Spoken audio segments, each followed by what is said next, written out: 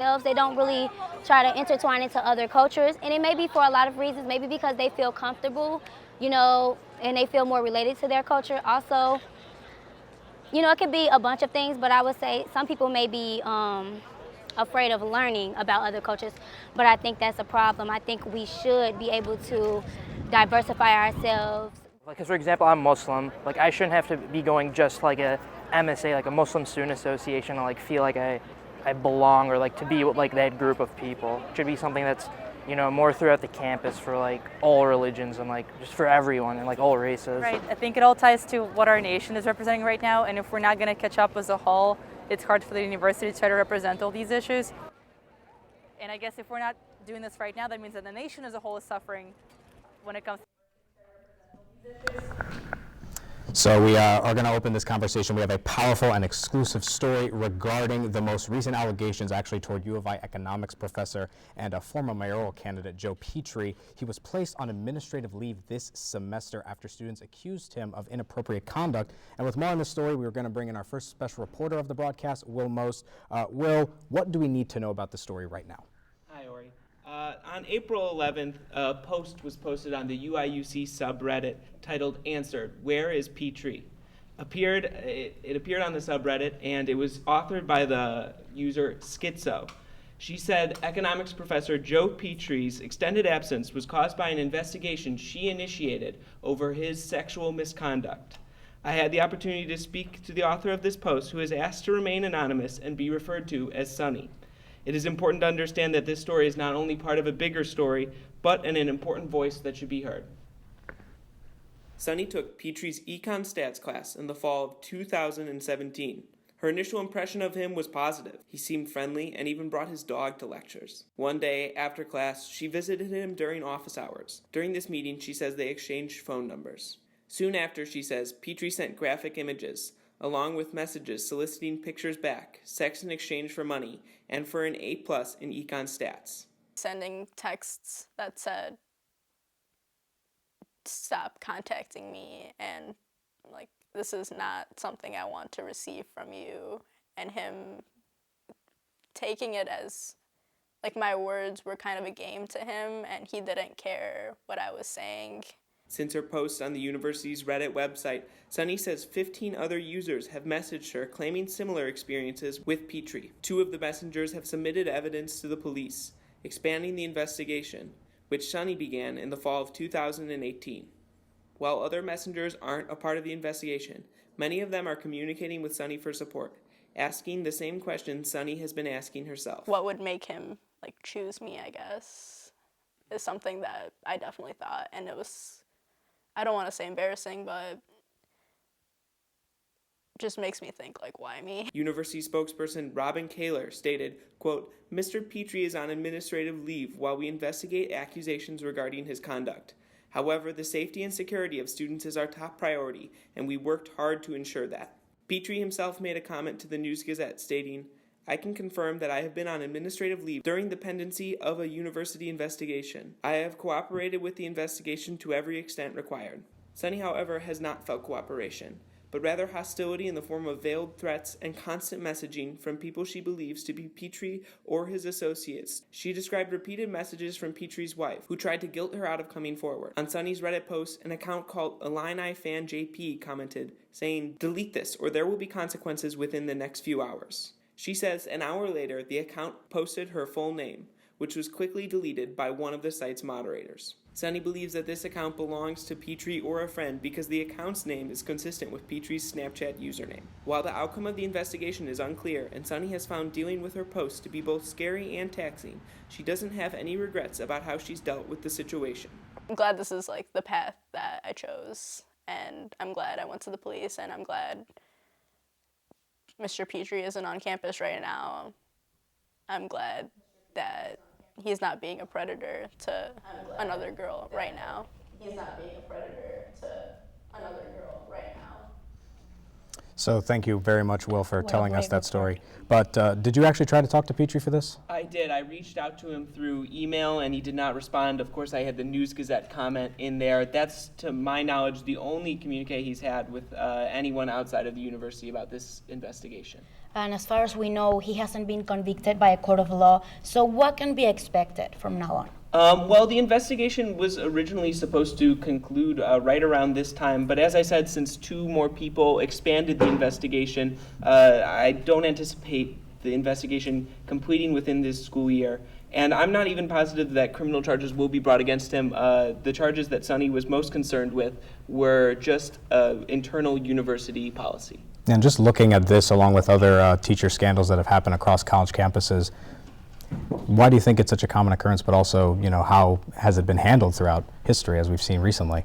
Well, it's an interesting situation. The university says that they protect the student and that they're protecting the school, and historically, sometimes that's proven not to be the case. It's very important that they protect the institution. But right here, I think we're headed in the right direction. The fact that they're acknowledging that there's an investigation, the fact that there's been a quick turnaround, or relatively quick turnaround, indicates that maybe we're seeing more accountability for students. Yeah, and we have to acknowledge how brave Sonny was to come up forward and give us this amazing interview that you had. So thank you so much for that report, Will. No problem. Thank you. Yep. And as a senior at this university, a lot has happened over the past 4 years here at the University of Illinois. Thank goodness and luckily, most of them have been joyful. There's a lot that I'm going to be remembering, but there's been a lot of tragedies that have happened on this campus. The one that I point out in particular, September of 2016, the Green Street shooting, of course. 1 student passed away, 5 were hurt. It was actually a visitor who passed away that day. And then just a year later, 2 students dying within a month of each other. Of course, that horrible suicide on top of Cranard and the death in unofficial 2 years ago. Yeah, I have personally felt really safe in this campus, but we have to acknowledge what have happened throughout the years. And also in 2017, we have the grad student Ying Ying who went missing, and this is still an ongoing trial that we'll see how it turns out. Yeah, that was a big national story too. Yeah, a national story. And this Saturday we had like an attempted burglary in Daniels Hall, so gotta be safe out there. And even last night with the reports of the bricking and mugging from gang members. Police did report that some of the incidents that were reported didn't happen, but that kind of put a jolt into a lot of the students, obviously. Yeah, that's correct. And we'll touch more on events of this nature as we continue to talk about the state of the students on college campuses today. Yeah, a lot of thought-provoking ideas just to get started here. And now we're going to actually turn it over to our audience hosts who are going to be looking at the live crowd throughout, and we're going to take it now to Will Bro and Chanel Newsom, who will be joining us throughout the evening, talking to our crowd in Gregory Hall. Guys, what are they saying? Thanks, Ori. So today we have a student, Kayla Steffens, all the way from Peoria, Illinois. So tell me, Kayla, how do you feel about the access and protection being available to students at the public university? So, we have the Women's Resource Center, State Rise, and Council Communities. Have these resources been efficient to you? I think they have been really efficient to me. I do think one issue is the sort of advertisement of these services, so not every student is aware of them, and if they are, I do feel like they are presented in a very professional manner, and a lot of students don't feel like that humanity aspect to it, but I do think we do have a lot of good resources. Okay, so do you encourage students, if you had a friend that wanted to come to you for advice, but you couldn't help her as much, how do you think the process is, attending, going to the counseling center? Is it a huge process to go through? Can you tell me more about that? Well, I have personally been through that process, and I do think it does need a little bit of readjustment. Yeah, I don't know. Okay. All right, well, we'll bring it back to you, Ori. All right. Thanks, Chanel. Thank you. Excited to see the rest of the audience interaction throughout the evening. A really good start to it. But we're actually going to be taking a quick break right now. When we come back, we will move on to the discussion of emotional well-being. We will see if students know where to go for emotional help, and we will bring on our first live guest to talk about mental health. We'll be right back.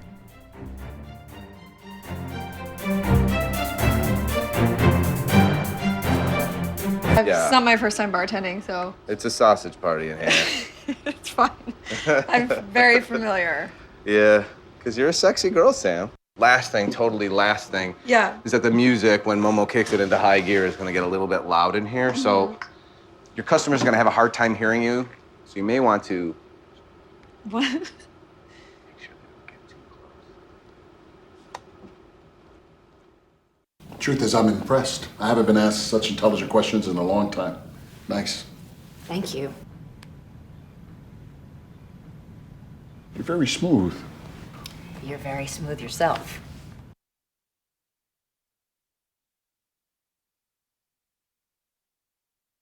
Sometimes the things we do or say can make others feel hurt, excluded, or isolated. Everything you say and do creates an impact. How am I supposed to save the whole world? You can't think about saving the world. You have to think about saving one person. Because of you, someone's entire life can change. You don't have to be a superhero to have a positive impact. Friends? Friends.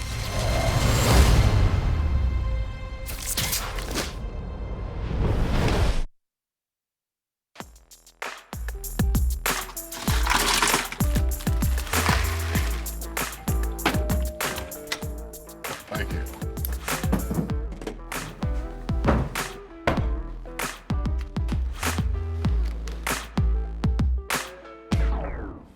You got a king? Go fish!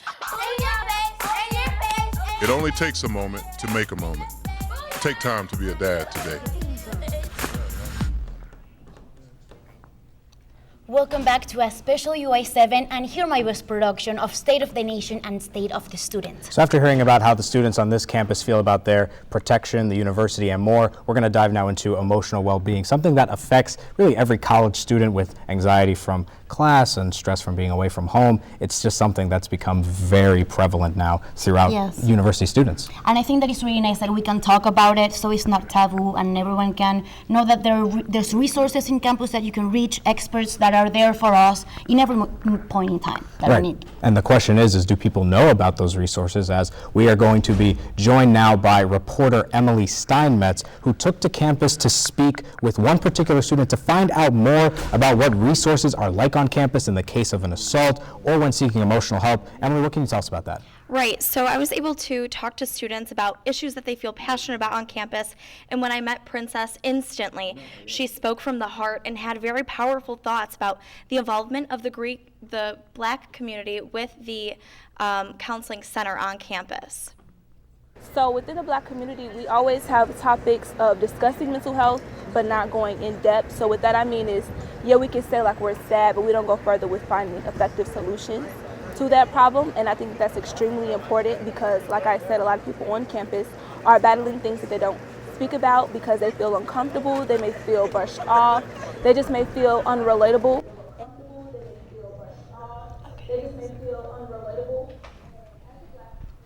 And what Princess explained didn't just come from observation, it came from her personal experience, which is what I found very powerful. And as a Black person in the community, I actually did go to the counseling center and I spoke with someone, and I just didn't feel that type of connection. And I feel that other students on campus probably feel that way, that when they finally decided to actually break the barrier in the Black community and speak out about the things that they're needing help with, they didn't actually receive the help that they wanted to. And Princess shared with me that there are Black counselors at the counseling center on campus, but it might not necessarily be a thing that's advertised to those that might utilize those services the most. Black community, we often feel shunned and ashamed for feeling these different experiences, and I think that it's really important to give them a space where they can feel comfortable discussing these issues, because a lot of this stuff is rooted from the way that we were raised.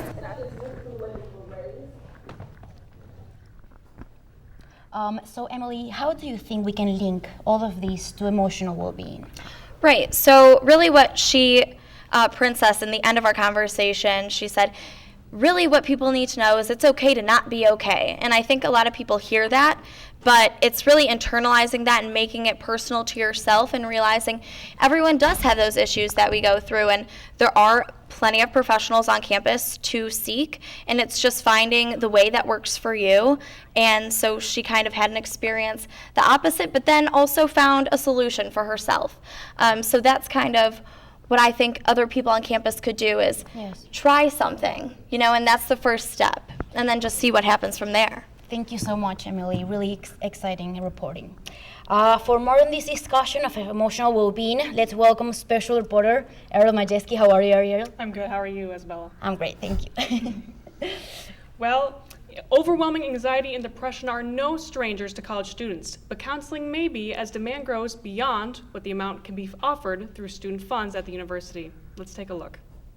50,000 students that walk on this campus. There's pressure on the university's mental health services to address everyone's needs. And as for crisis situations, there are 6 members within the university's suicide prevention team who review a large amount of suicide incident reports per year. One member, Tom Miebach, says the pressure and need of their services is obvious. I think it's safe to say we could use more counselors, absolutely. As the student body itself continues to grow, and I know that nationally, college counseling centers are seeing an increased demand for services in general, as well as crisis services. So yeah, I think that the demand we're seeing would warrant more staff for sure.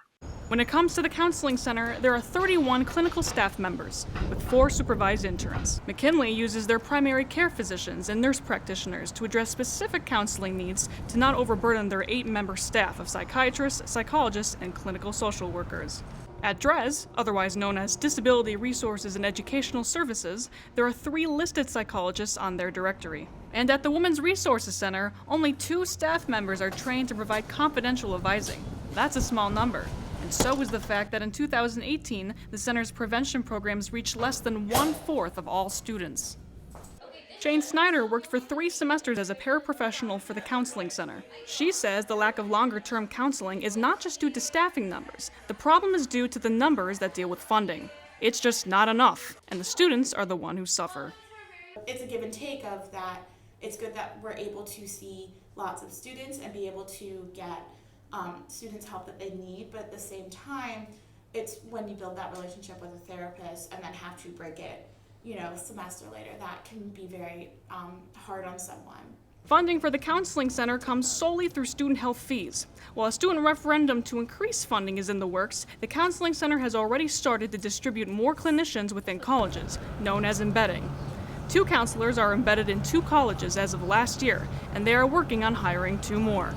While there are still developing efforts to increase accessibility and outreach opportunities for these students, there's still the challenge of finding the right counselor for them and building that connection. One example is Hermione Wan, a junior in biochemistry.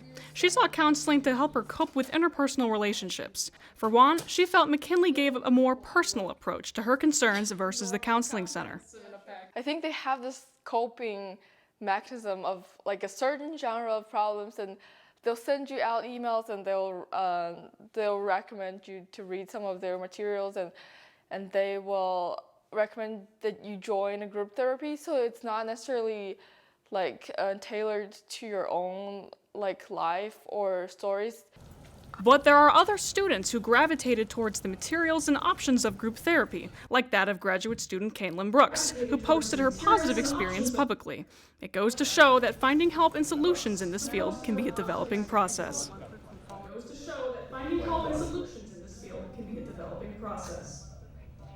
Great reporting, Ariel, but the story doesn't end here.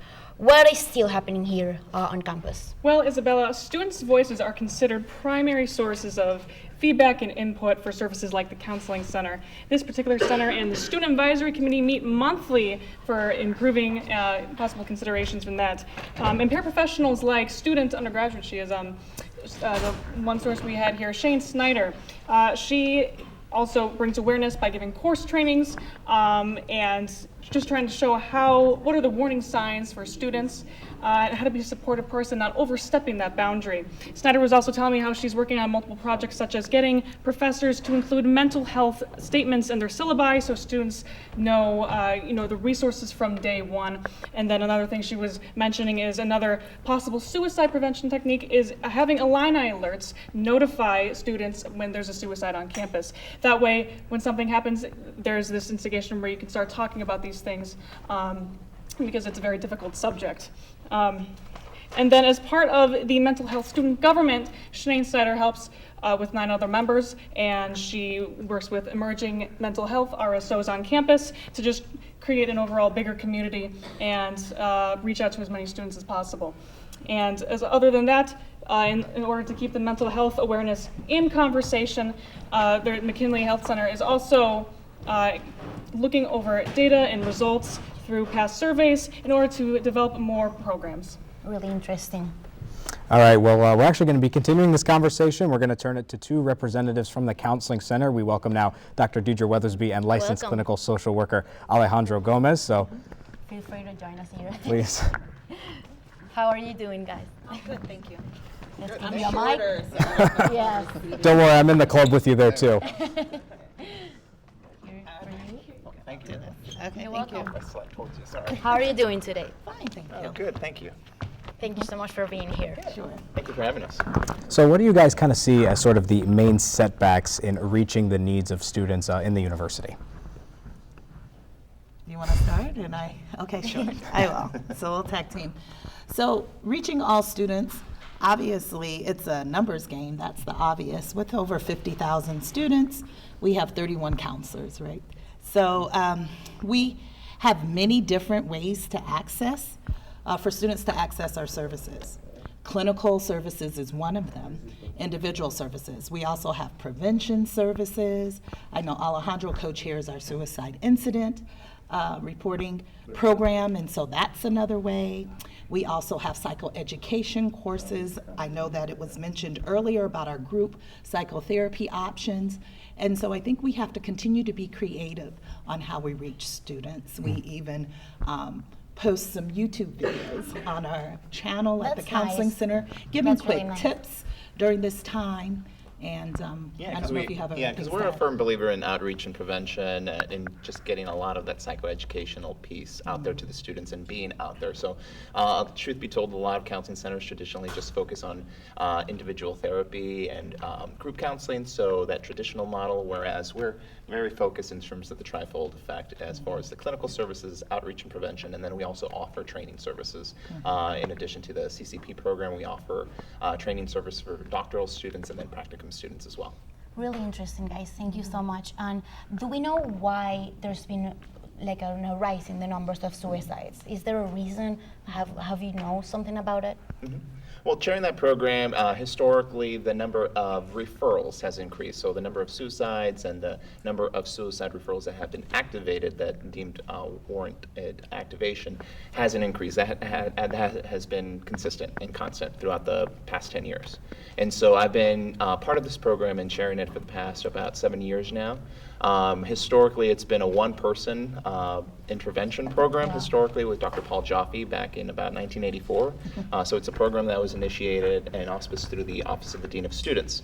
And so now we have, in addition to 5 counseling center professionals involved in the program, we also have a representative from McKinley Health Center on the team. And that's helpful, I imagine. Yeah, definitely. And I think it's like Dr. Weathersby was saying, it's a numbers game. So I think with the outreach and prevention, a lot of that stigma is being demystified in a sense, so people feel more compelled and more confident in reaching out and submitting information and referrals. So I think that, that speaks to that piece.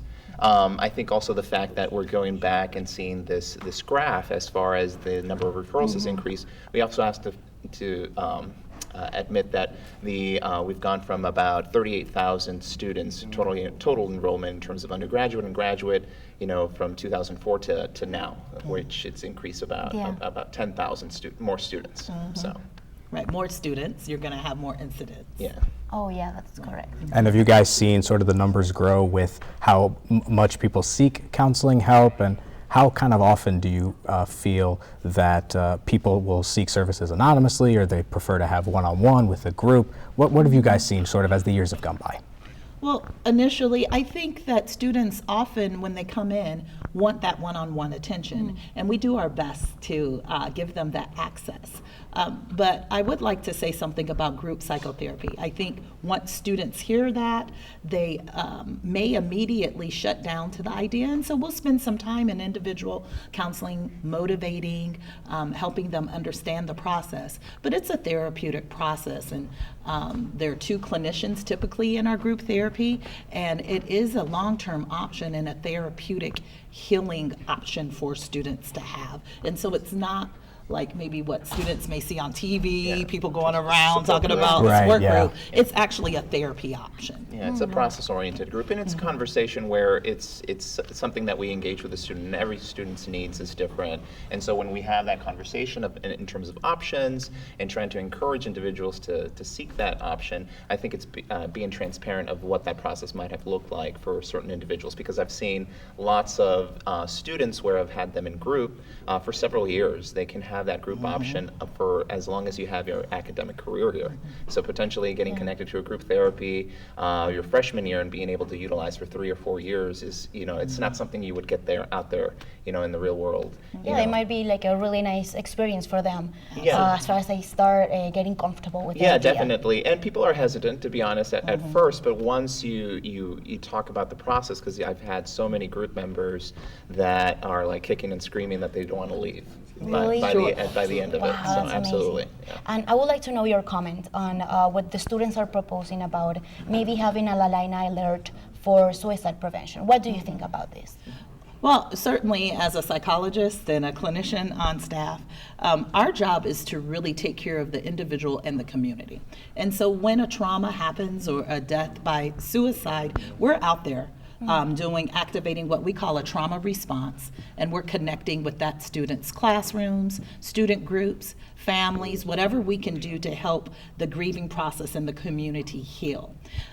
Whether or not alerts should happen is probably a better question for where the alerts come from, and that's usually a collaboration between like dean of students and campus safety and police. They make decisions about those alerts. And working specifically in that area and sharing the suicide intervention team, my immediate concerns are, what all factors are being taken into consideration in terms of, how much extent or how much information, if this was proposed, that the students would want in terms of details, as a clinician, which might be dangerous because of suicide contagion. Yes, Yeah, exactly, and how the exactly. research shows that might lead to further suicide or suicidal behavior. So things of that sort, privacy of the student and the family, in addition to that. So those are the immediate questions, because first and foremost, we're going to be centered in terms of safety.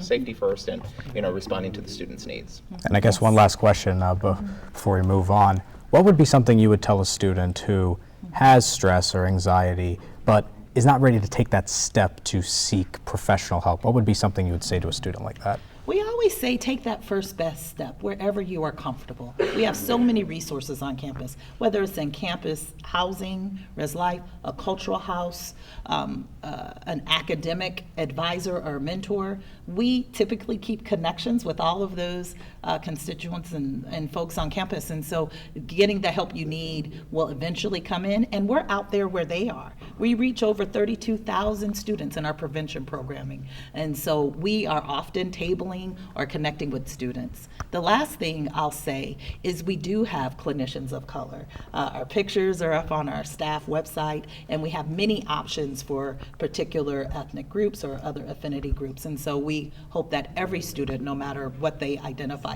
as, would feel comfortable. Yeah, and counseling and services in other languages as well. Yes. And I think it's to that question, I think it's a personal and also a cultural factor.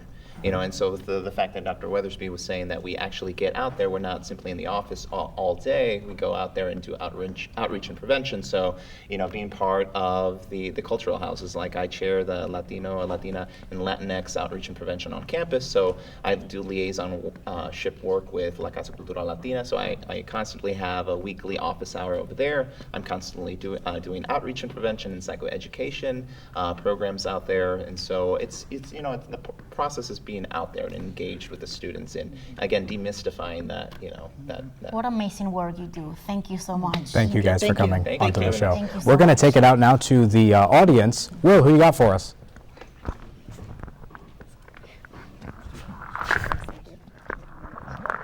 Alrighty, so I grabbed one of our audience members. This is Isaac Trotter, who's actually from the Champaign area.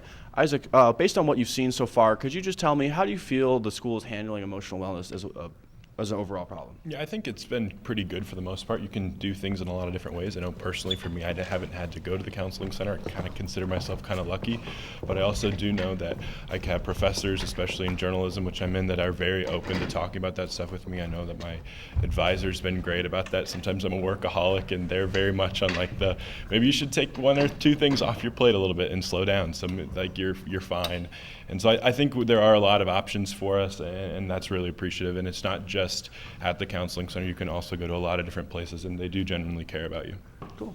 And are there any changes that you would like to see in terms of how the school goes about things like this? No, I think for the most part we're pretty good. I think sometimes there's been pretty nasty incidences around campus that are definitely concerning, and sometimes if we have more open forums where we can talk about some of those things that can happen, or even one-on-one forums to talk about, like especially after the kidnapping that happened a couple years ago, I know that really traumatized a lot of people, and then the incidents last night with the mugging, like that could really affect some people too. So if you're able to go talk to somebody about that, maybe in a more of an open forum where you talk about maybe your concerns, that would be something I'd probably add. That's great. Thank you, Isaac. And we'll head back over to Ori on News Desk. All right, thanks a lot, Will. Thank you so much. And thank you for the audience intervening. So if you ever feel in distress or just feel the need to talk to someone, there's a lot of resources that you can use. And feel free, because these people are experts and are open to talk to everyone. If you are in the United States, you can text CONNECT to the number we have in the screen, and you can also call the National Suicide Prevention Lifeline. We also have that number there. And for a more local number, you can reach the Mental Health Center of Champaign County. There's a crisis line there that you might want to check out.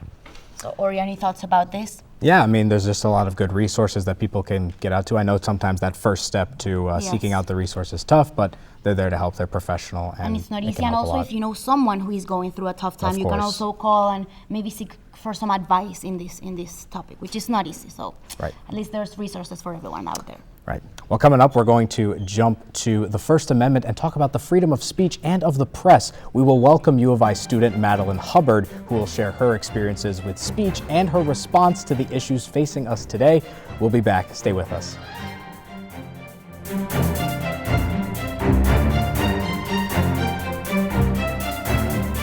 The former chief editor of the Daily Illini says that this freedom is crucial for a democracy to work properly. She also says that one important aspect of our freedom of speech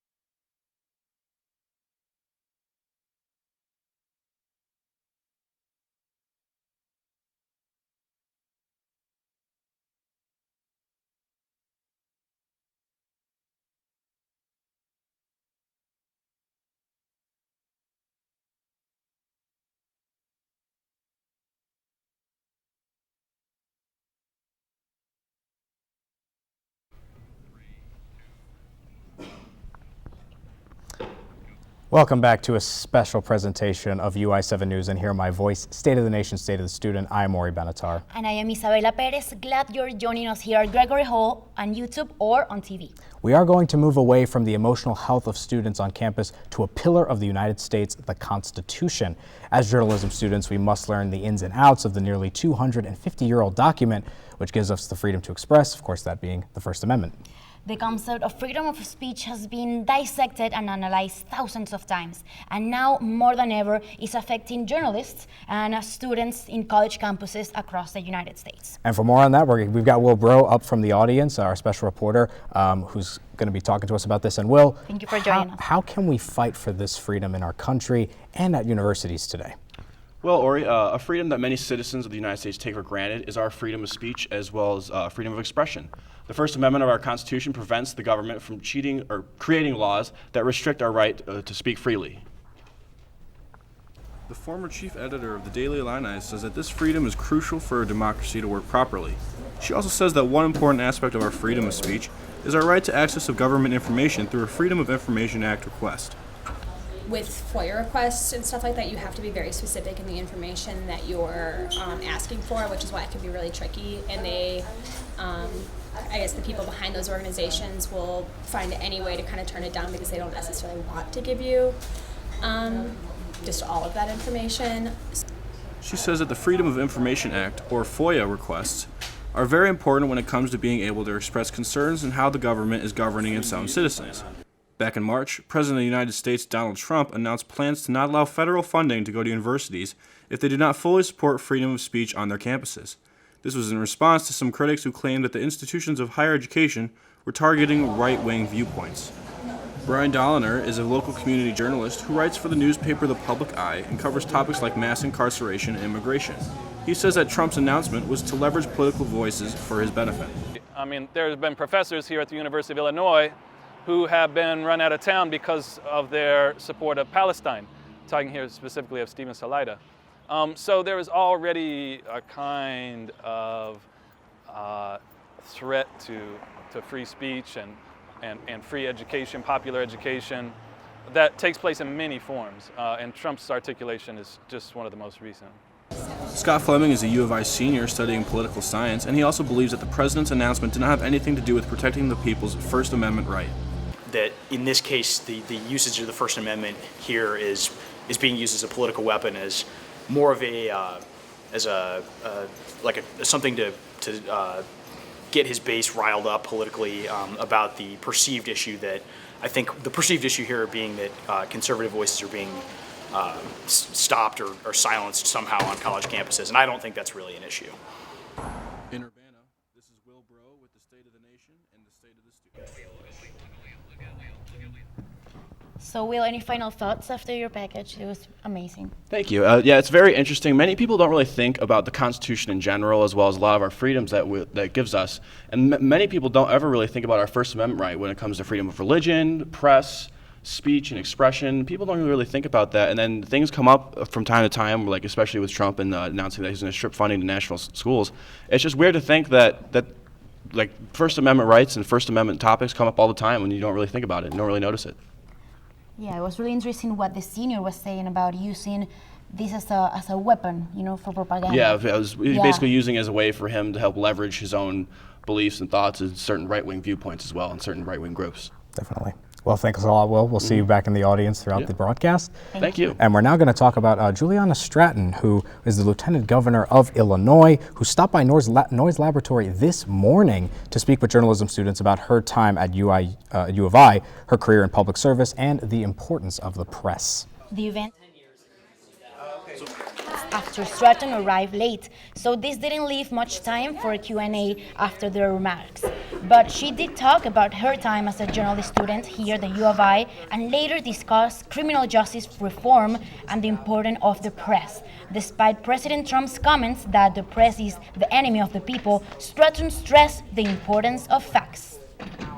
There has been sort of this, especially with the rise of social media, this ability to kind of take something and decide that I only want to hear one perspective, and so I'm going to focus on my truth over here, and others will focus on their truth on this side, without us really grappling with what the real facts are. I was looking for Jeanette.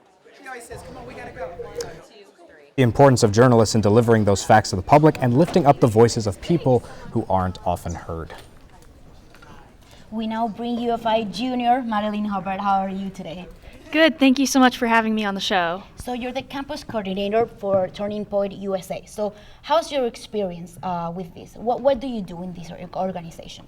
I'm campus coordinator and president of the organization. I was secretary last year, and the goal of our organization is to promote free speech, Second Amendment rights, and capitalism. And obviously you're a junior here at U of I, and I feel, and you've had sort of a journey when it comes to like your major. You want to try and talk about that a little bit?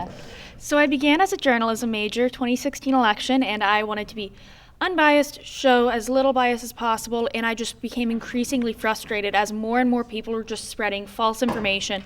I felt like the newsroom really didn't have that much diversity of thought, and I wanted to make an impact, and that's why eventually I just heard so much misinformation and I couldn't be silent, and so I decided to join Turning Point, and now I'm a pre-law student as well as a journalism student. So you are still in journalism as well? Yes. That's great. So I have to take a tangent here. What happened? Are you okay with your arm? Yeah. Well, I was in Washington, D.C. the day before I was supposed to go to the White House. I fell off of an electric scooter. Oof. Ooh. Is it, you're hurting right now? I'll be all right. Was it a scooter tour, or you just decided, I'll go on a scooter in D.C.? It's those scooters that you can rent, and apparently they're coming to campus, and I'm kind of scared. Oh. Without reason. So now let's bring it back to our subject. So we know that you have encountered really not nice comments online, and you promote free speech. So how do you deal with these mean comments? So a lot of students get very upset whenever they hear these types of comments. That's why I say I'm okay with the hatred coming towards me. A long time ago, I learned to stop caring about what people thought about me. If they really knew me, they would know that I'm a good person who cares.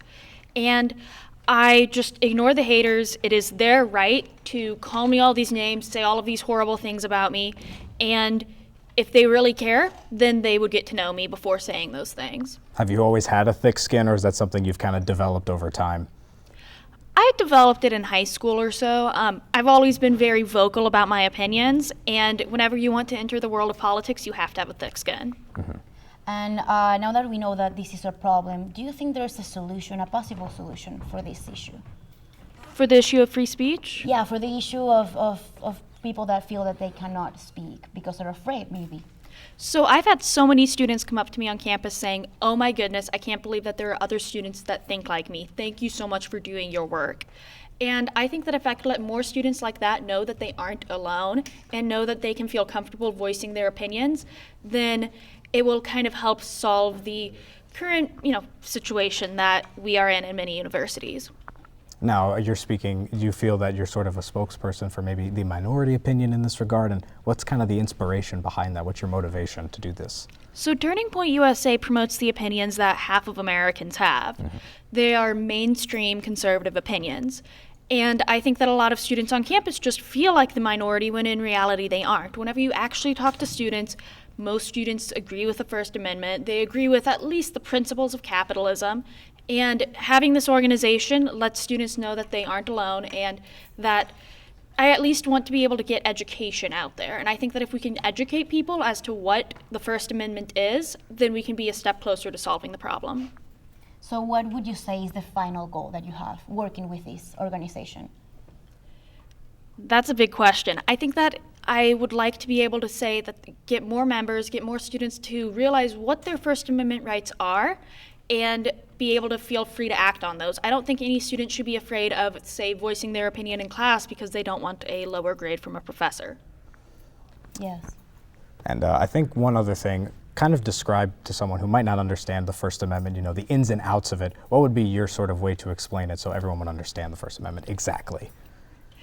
Whenever I was holding that sign on the quad promoting free speech, I said, I don't like it when you call me names, but I will fight to the death for your right to be able to call me that. That being said, threats, slander, libel, those are definitely not covered under the First Amendment.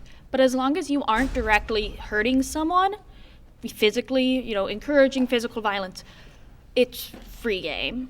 Mm-hmm. And do you feel free in this campus to say what you think? I sometimes will be afraid. I used to be a bit more hesitant my freshman year, but I'm in a lot of classes where my teachers are pretty receptive and I'm able to present my ideas in a fashion that shows that I am willing to have a genuine conversation. For example, one of my best friends is a socialist and we have some of the best debates ever. And then afterwards we just get food and it's fine. And so I think if we could get more relationships like that on campus, it will lead to a better dialogue. Yeah, and I guess the last question that I kind of want to go off of, you're mentioning one of your best friends being a socialist. Is that something that you really wish could happen again? People to have dialogues who have differing opinions. What would be kind of the way to get that restarted again? So I think that we could stop demonizing the other side and stop going to one extreme or the other. Both sides have this issue where they just paint the other side with a big brush. Now I look at my grandparents, where my grandfather was a big Bernie Sanders supporter and my grandmother is a big Republican, and they've been married for almost 50 years now. And that is my inspiration. I think that you should be able to get along with someone else and put politics aside and realize politics is an important part of a relationship, but it's not everything. I think that if we could just get that common dialogue and realize we are all human beings, we're not just enemies of each other, fighting against each other, and each side wants to improve America, but we just have different ways of doing so. So when everyone is able to kind of realize that, we'll have a much better future. Thank you, Madeline. Thank you so much, Madeline. Thank you. All right, well, something that kind of we found out that is sort of interesting is for the first time ever, the United States is actually ranked in the top 5 deadliest countries for journalists. As you can see here, this is from Reporters Without Borders. They gave this information for 2018. The United States had 6 media fatalities this past year. Afghanistan and Syria up on the top, and then they have at least 10 media fatalities. This is company that the United States really does not want to be in, and this is something that's probably really shocked them. Yeah, I was really shocked when I saw this actually, and also we had like the biggest story last year was when Khashoggi was killed, the Saudi Arabian that works with the Washington Post. So I mean, this is something that is nice to know, and we have to know what solutions we can have to face this problem. Yeah, no, we've got 3 countries in the Middle East, 2 in North America in that list. We'll see how it's going to look next year. But we're going to take another short break. But when we come back, we will talk about faith and how religion affects college students and campuses today. We'll take a close look and hear from another voice after this commercial. Don't go anywhere. We'll be right back. I sent him a text. He texts me back and say, "Who dis?" The next few weeks, you just made fun of me, like would answer the door and say, "Who dis?" Who dis? Drop off a warm meal and get more than you expect. Volunteer at americaletsdolunch.org. Because of you, I feel not alone in this world. And you let me know that it only takes one person to make you feel wanted.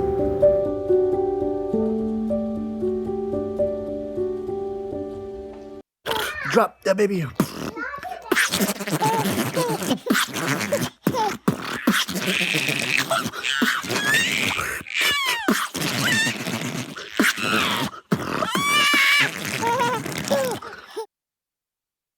When I was your age, I was just like you, fascinated by stars.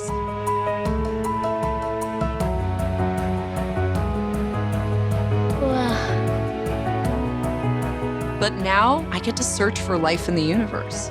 And who knows, maybe life is looking for us too. So we're like aliens to them? Yeah. Does anyone want to be a scientist now? I do. Awesome. We need more girls in STEM. Maybe we can find aliens. I sent him a text. He texts me back and say, "Who dis?" The next few weeks, you just made fun of me, like would answer the door and say, "Who dis?" Who dis? Drop off a warm meal and get more than you expect. Volunteer at americaletsdolunch.org. Welcome back to Gregory Hall for this special Hear My Voice production. And while emotional well-being and the First Amendment are divisive issues on college campuses today, nothing seems to spark debate like religion, and that is definitely something that I'm very connected to. I'm a Jewish student here on this campus, but there's a lot of other resources for Christian students, Muslim students, Buddhist students, really everyone, but it always seems to spark such a big debate. Yeah, I was going through the list of organizations that we have in this campus, and there's a lot of organizations. Like, I feel that everyone can feel represented, whatever your beliefs are. So that's really good. But now, yes, we have Haley. How are you today? I'm good. Thank you for having me today. No, thank you. Do you feel that it's easy for you to be religious in this campus? Well, I'm a Jewish student as well, and for me, religion was a really critical part of my college selection process. It was a requirement that my parents had that I find a school that had a strong and active Jewish community. And the University of Illinois fit that criteria.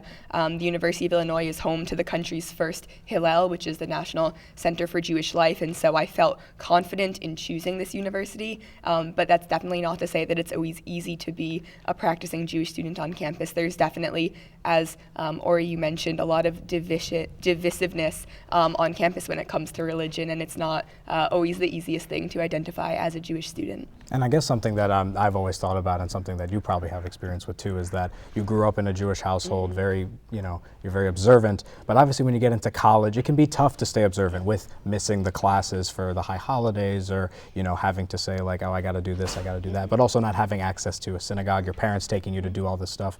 Has that been a challenge for you?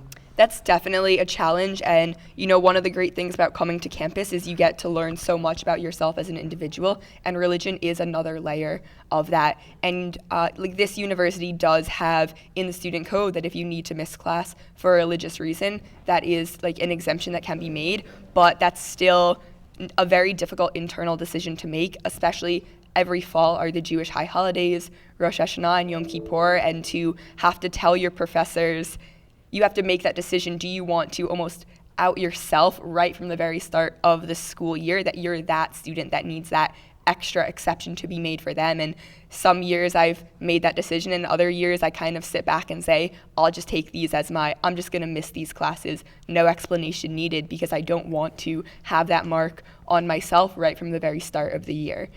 So even though there are these things part of the student code to make it easier, it's really down to each student to see for themselves if that's something they even want to follow and participate in. Mm-hmm. And what would you say to someone who is kind of afraid to show their faith in a campus? Well, I've loved being a part of the Jewish community on this campus. I've been very involved, as I said, at the Hillel Center, also in town at the local synagogue Sinai Temple, teaching Hebrew school and religious school there. And it's been one of the most amazing parts of my college experience to get to have this opportunity. Yes, being away from home and away from parents creates challenges, but it also creates a very unique opportunity to question your religion for yourself and explore different avenues and different ideas and hear from different faith leaders across your religion and across other religions, and that is something that can't be mimicked outside of a campus like this. Mm-hmm. And if you grew up with a strong religious background and you're really only within that bubble of your religion, was it kind of a shock to the system when you're meeting other students, and having interfaith dialogues like that? Did you have experience with that in high school, or did that kind of really start in college? It's a really good question, actually, something I've been asked a lot. So before I came to this university, I went to a Jewish day school from preschool through 12th grade. So my graduating senior class was 34 students, and we were all Jewish, and we all knew each other very well. So I was not used to being in an educational setting with people of other faiths. I was, however, very involved in extracurriculars growing up in competitive sports teams, and was very exposed to other religions, other races, everything like that. So I wouldn't say that religion became the shock to my system so much as the sheer size of the campus. And I think for other students who grew up in small religious communities, a larger issue or obstacle than just interface with other religious perspectives is never having had an experience with such a vast number of people of differing backgrounds. Mm-hmm. Which is also nice, I believe, to learn what's out there, right? Yeah, for you. Definitely. It's been an incredible experience. And what was sort of like your reaction when you learn about anti-Semitic events that happen in this campus or other campuses? Yeah, well, unfortunately, anti-Semitism is definitely on the rise, and the data indicates it, and I can speak from personal experience, and there's really no worse feeling than waking up to messages either from friends on campus. I know just 2 years ago, waking up from a message from a friend who happened to be walking across the main quad very early in the morning and was the first to find the swastika that was painted on the undergraduate library, and had sent it to me saying, like, now what do I do? And how do you respond to your friend? How am I, who is also hurting from an experience like this, supposed to advise the next group of students facing this? And it's particularly difficult when the administration doesn't respond, or they respond very infrequently and almost act as if these events aren't hurting. And it's not just the Jewish community. We've had so many other instances on this campus with Muslim students having their hijabs ripped off, and the university stays silent. And when you're really looking for that support from someone who's not just your peer, who's not hurting just as much as you, to see that lacking makes the experience even harder. And obviously, sort of the theme of the show, obviously, is finding solutions to these issues. You see anti-Semitic attacks, you see anti-Muslim attacks. How do people sort of get across that bridge and we stop seeing these kinds of things happen?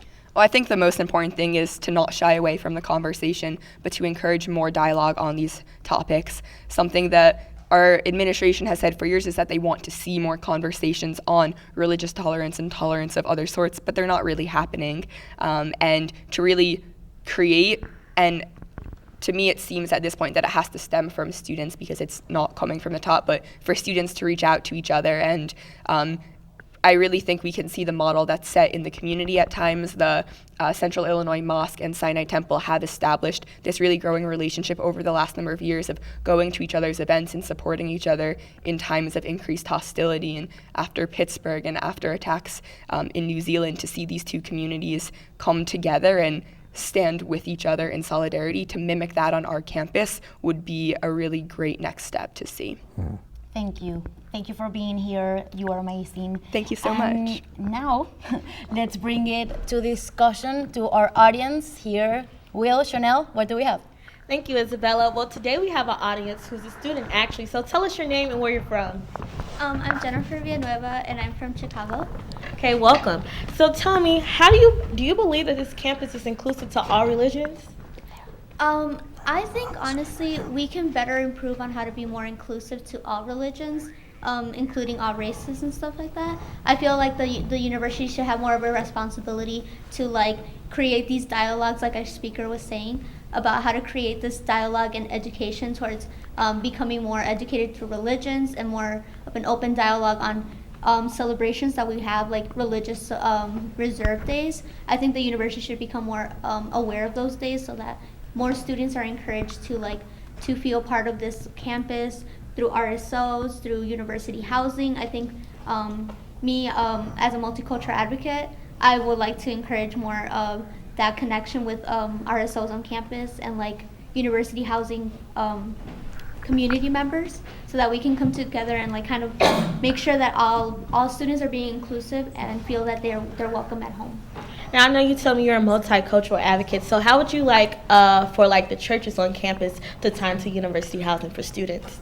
I feel like the best way is that we encourage that everyone on campus, that we reach out to each other and we work together as a unit to make sure that residents know that these resources are available to them. We, as multicultural advocates, hold conversations in residence halls, encourage our residents to come and talk about these social issues that nobody wants to talk about. They're uncomfortable, they're like that kind of point, but we have to make it to that point that it's not uncomfortable, but more of an educating point of view. So we encourage that we are welcome to partner up and get more members. Okay, thank you so much. We'll take it back to Isabella at the desk. All right, thank you so much, Chanel. Getting the dialogue really continuing with religion and everything else. But we're going to move on now. We're going to take a quick break. Schools and universities wouldn't exist without teachers who are often not getting the support that they need. What is their budget like, and what can be done to help them? That and more after this break.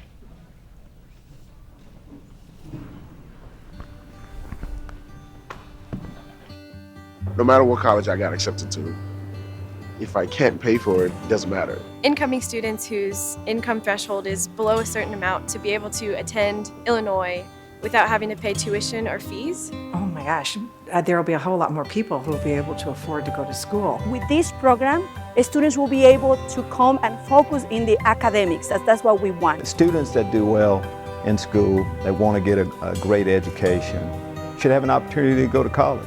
For the rest of my life, no matter where I go, I will always have graduated from a university that cared about people who historically would not have the opportunities that most have. I have a fair bit of pride now looking at my institution, making that type of a commitment. So I can't wait to tell everyone I know and to tell those I don't know that there are some big changes in terms of the University of Illinois and it being accessible for a wide range of students. This will be a game changer for a number of families across this state that, yes, you can afford an Illinois education.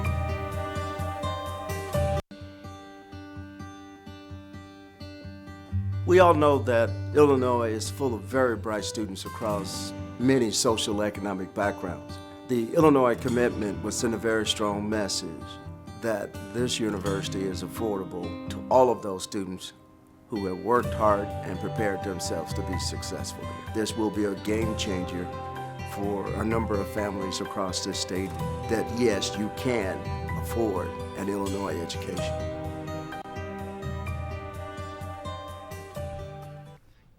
Welcome back to Gregory Hall for this special Hear My Voice production, State of the Nation, State of the Student. Is there justice for all? We're going to change focus from the issues that students at the university face to some issues that educators face. So this is something that affects high school and grade school levels.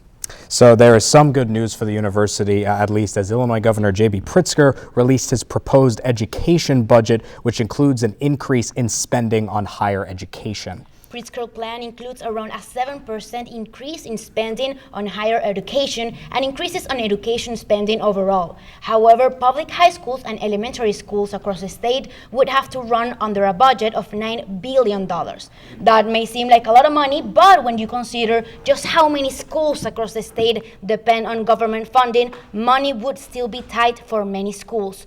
Pritzker's team have called this a small step in the right direction for education. They hope that it will be the first of many. Pritzker has said that he has a limited in what he could do with this budget, with the state's multi-billion-dollar budget deficit and unpaid bill debt. And we're going to continue looking at the education in the state. Illinois is becoming notorious for coming up short on funding for various programs, including those in schools. So, are teachers getting what they need to help educate students? Our very own Leah President took this question to educators themselves and to find out some answers. Educators in Illinois work tirelessly to help shape the young minds they teach. Despite the passion for the job, teachers across the state face many difficulties, including the financial. It's part of just like teacher culture that there are just things that you'll dip into your own pocket to pay for.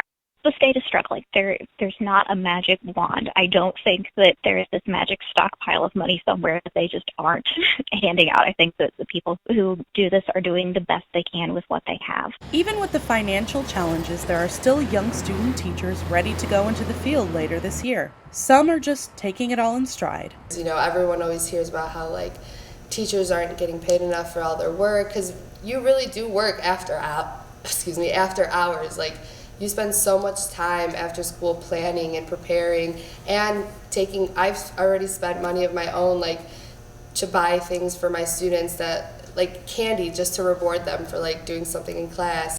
And then there's the cost of supplies. So we're here at Walmart to add up just how much money it costs to be a teacher in Illinois in 2019. Just having the supplies that I need, scissors or markers or pencils. My kids are always asking for pencils. You know, some kids just don't have the supplies at home to bring to school. We used a list given by a teacher who has been teaching for close to 30 years. That's close to $850 on a teacher's salary for 1 year. And this was just for the essentials. A hefty price to pay and demand. For Hear My Voice, I'm Leah President. That number is just crazy. And now we want to know what our audience here tonight thinks about student debt and education. So once again, we're going to send it over to Will and Chanel. Will, Chanel?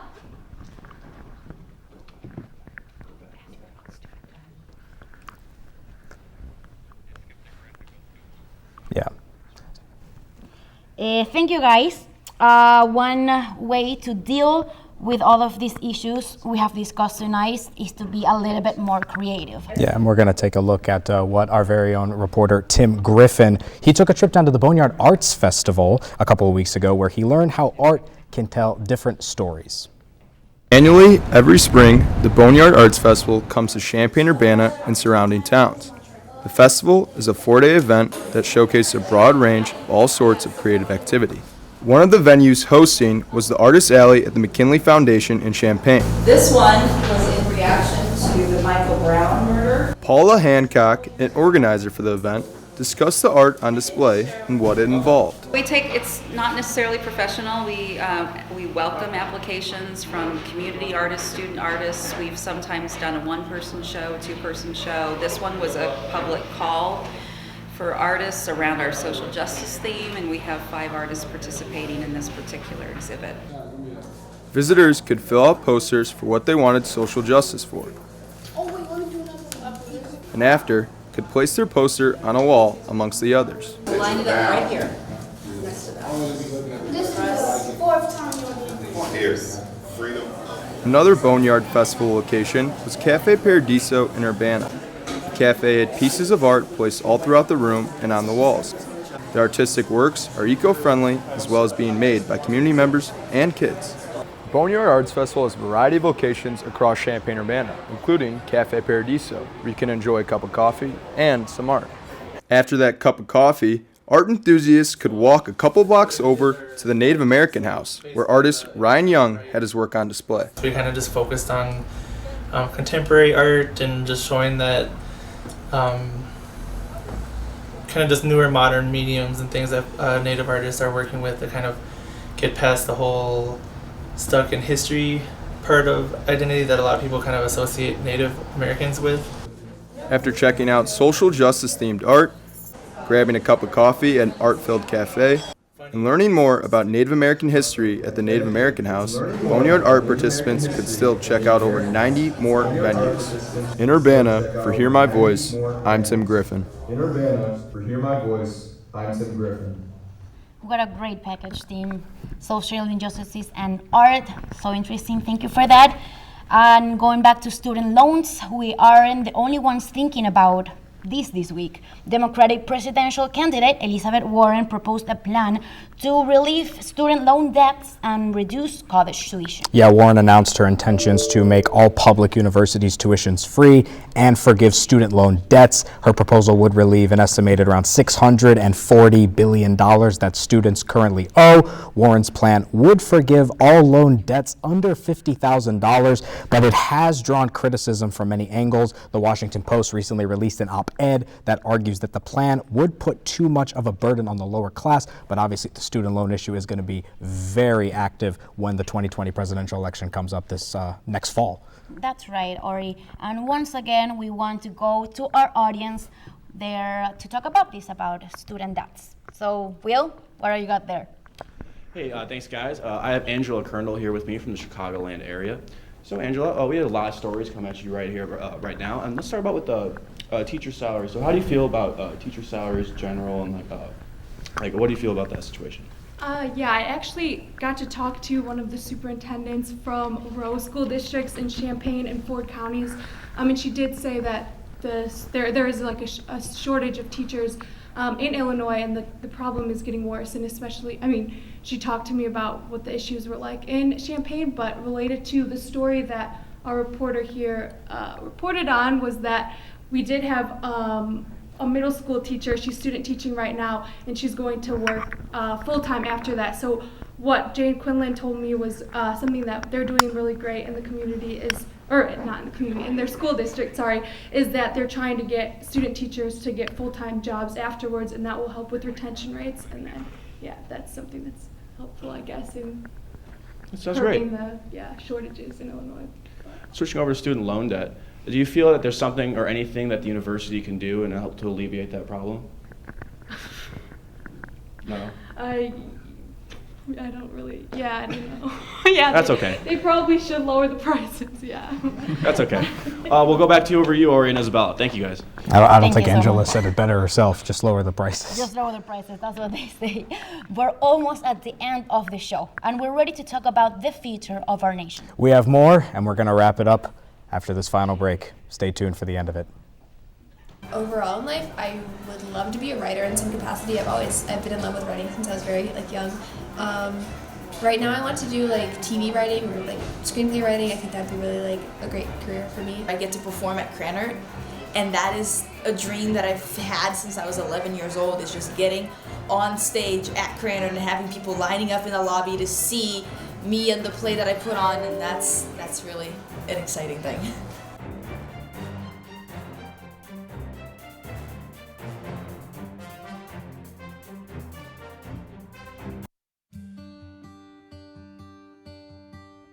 I am a 3-time alumni, and I came to school on a scholarship. I was a student who my parents were not going to pay for my college education. So I would have been one of those students who wouldn't have come to college if the Illinois commitment weren't in place. So I'm very happy that we are providing the opportunities to students to get a college education.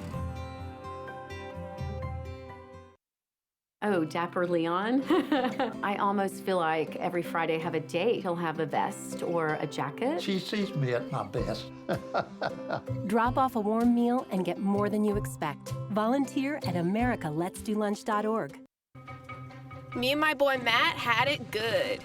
He had catnip that was off the hook. But one day, he brings a girl home, and she's allergic to cats. Every sneeze was a nail in my coffin. Now I'm in a shelter. It's decent, but they don't even have Wi-Fi.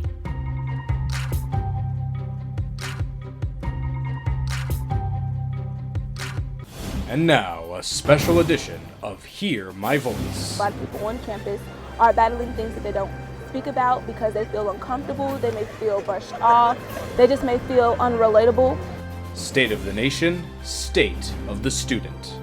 Get out of our comfort zone and communicate with different people, not just stick to who we know. Is there... Welcome back to this Hear My Voice production of State of the Nation, State of the Student. Is there justice for all? I'm Ori Benatar. And I am Isabela Perez. We're almost reached the end of our show, Ori, so why don't we take a minute to look back at what we've seen? Yeah, I think overall we had some great insight from everybody. Obviously, we started with the ongoing investigation into Professor Joe Petrie, and it's unfortunate that we're seeing a lot of these things sort of come up on college campuses with teacher scandals and things like that. It's happened before at this university, but obviously check out Wilmo's story again if you have not seen it or missed the beginning of the show. We'll let you know all that info later on, but obviously that mental health issues, of course, I think for me that is one of the most pressing issues on college campuses because of the amount of stress put on school and, you know, getting your life together. It's sort of the first time you're independent, and I thought Dr. Weathersby and Alejandro had a lot of interesting things to say about that. Yeah, we're glad we have this platform to speak about these things and so people that can know where to go and reach for help.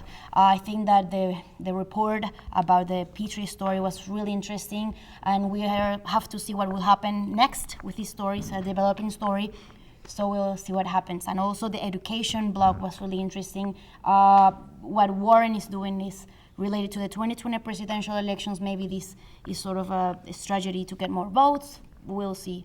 I think the thing that stuck out to me for the education was the amount of money that some teachers have to spend on supplies. I mean, getting binders and books and pencils and everything like that. I mean, and you never think about that. You never think Right. what they have to take out of their own pocket to serve the students. and But especially in a lower school classroom, you know, I still remember as a kid, you know, you get your school supply list. It says you got to buy markers, you got to buy crayons, you got to buy colored pencils, and sometimes, you know, the students aren't able to get Even those kind of lollipops. things. You have to buy lollipops. We saw Leah grab some there in her story, but you know, the numbers are huge when it comes to education. But in terms of divisive issues that have been happening around college campuses, I mean, religion and freedom of speech, really big issues that have been coming up even more so than they had previously. yeah, and our guests were amazing. They were really nice, and they provided a lot of information about their experiences. So it's nice to learn from that, and we can move on and be better. Yeah, definitely. And I think that's really the big takeaway with this is that we're discussing these things, we're putting it out there, but, you know, talking about it in a civilized way and really realizing what some of the issues are and some of the things that, you know, finding a solution to it. Like sometimes you just have something that's bugging you or the problems that have been going on in your life or whatever. You know, sometimes just finding that solution. It can be tough in some situations, especially with mental health, but it's just something that's very important. You know, it's taking that extra step, finding those solutions. That's why important we started the conversation. Of course. But we do know, though, that we will have a better state of the nation and a better state of the student tomorrow, Isabella. Yes, kids still have dreams, and I went to one special place to find out about the future of this nation. Let's check it out. I'm planning to go to the U of I. Right now, I'm in pre-engineering, so I really don't know what I'm doing. I'm gonna stay at the U of I, and I'm gonna double major in psych and theater. I want to work with kids. I don't know if I can do 8 to 3 Monday through Friday because sometimes that can be really draining, especially with children.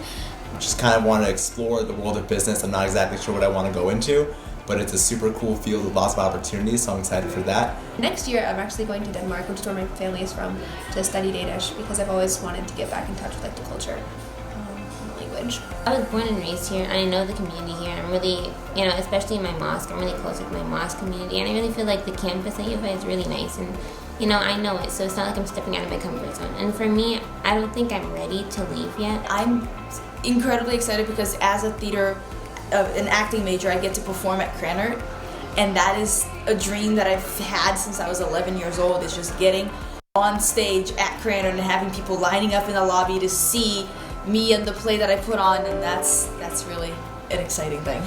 I just want a non-for-profit that is helping people. And I want it to be standing so that when I pass, there's something standing that I left behind for the society. I don't want to be like a waste of resources, you know?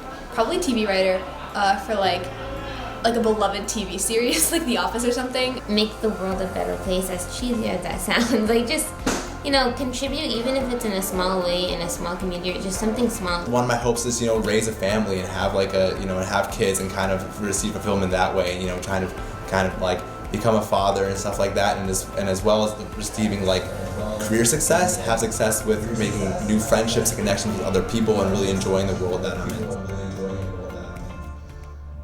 Great enthusiasm there, Isabella, from the kids there. Yeah, they were amazing. What was the biggest takeaway from interviewing those kids? There was a lot of diversity, so I was able to speak to a Brazilian girl, two Muslim girls, a girl that was from Denmark, so I liked the balance. So and they were really nice. High school, all of the lockers were open, and they were really excited to start college. And I was remembering when I was starting college. Right, and now for both of us, you've got one more year. One more year. I've got like 2 more weeks, but it's very exciting to get to that point. But we're actually going to take one more break, and when we take that, after that break, we'll have our final thoughts. We're bringing in our senior producer, Stephen Cohen, and we'll close it out here on Hear My Voice, State of the Nation, State of the Student. Is there justice for all? Thank you. Sometimes the things we do or say can make others feel hurt, excluded, or isolated. Everything you say and do creates an impact. How am I supposed to save the whole world? You can't think about saving the world.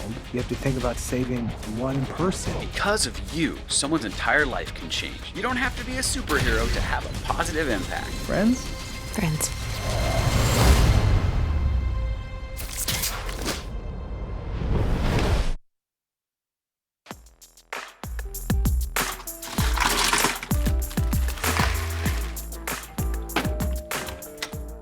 Thank you.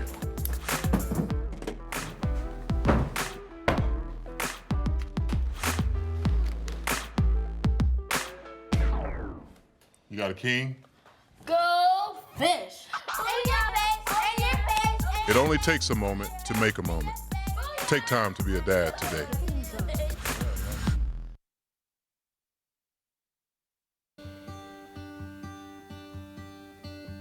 No matter what college I got accepted to, if I can't pay for it, it doesn't matter. Incoming students whose income threshold is below a certain amount to be able to attend Illinois without having to pay tuition or fees. Oh my gosh, there will be a whole lot more people who will be able to afford to go to school. With this program, students will be able to come and focus in the academics. That's what we want. Students that do well in school, that want to get a great education, should have an opportunity to go to college. For the rest of my life, no matter where I go, I will always have graduated from a university that cared about people who historically would not have the opportunities that most have. I have a fair bit of pride now looking at my institution, making that type of a commitment. So I can't wait to tell everyone I know and to tell those I don't know that there are some big changes in terms of the University of Illinois and it being accessible for a wide range of students. This will be a game changer for a number of families across this state that, yes, you can afford an Illinois education. Because of you, I feel not alone in this world. And you let me know that it only takes one person to make you feel wanted.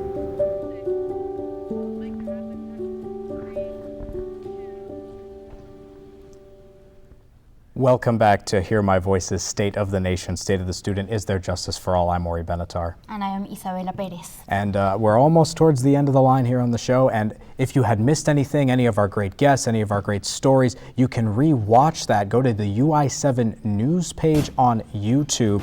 There's, of course, the entire show you can watch from beginning to end over again. If you're curious about anything else that we have worked on throughout the past couple of months, you can check that out as well. And the conversation never ends, even after the show. Use the hashtag Hear My Voice on Twitter. Give us your thoughts about anything regarding education, regarding religion, regarding emotional well-being, and of course on Facebook at Hear My Voice Online. You can even Instagram, things like that, Snapchat, anything to just get the conversation continuing. It doesn't end after this 90-minute show, but we are actually now going to wrap it up. We're bringing in our senior producer. He worked tirelessly behind the scenes over the past few weeks. My goodness. Happy Passover, Chag Sameach, Chag Stephen. Sameach.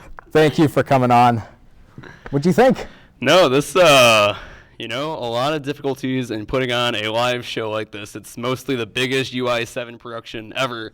It's the first ever, I believe, 90-minute show, other than election coverage in the past. Back in November, there were several hours of that. But that was not in the studio. This is a mile away from the studio, set up in an auditorium with a live audience. And this was just a wild thing to put together. But I think it came out really, really cool. And I think there were a lot of messages to take away tonight as well. What is the most important thing you take out of this experience? I think mostly that these are actual issues that are pertaining to college students today. And as journalism students especially, it's important that these are the issues that we're covering and we're talking about. And we're making sure that it's cliche in that way, but people's voices are being heard, because our job as journalists is to give voice to the voiceless. And in this case, we're giving voice to people about emotional health today, about education. Teachers, they don't get heard very much, and they're spending all the money themselves. We're giving a chance for them to be heard. Religion. Nobody really talks about religion on a college campus. It's more of that like taboo subject that people are afraid to talk about. But I think we talked about a lot of important issues today that, I don't know, I just don't see very often on the news. Well, thank you, Stephen, for your hard work. Oh, thank you. You did an amazing job. Thank you. Both of you. I don't know. I think you're the real hero of the show, obviously. Not at all. All 20 of us. Well, thank you again, everyone, for watching, of course. For all the students watching, good luck on finals, enjoy your summer, and congratulations on graduation. And for Isabella Perez, I'm Ori Benatar, and of course, in this search for justice, make sure people hear your voice. Thank you.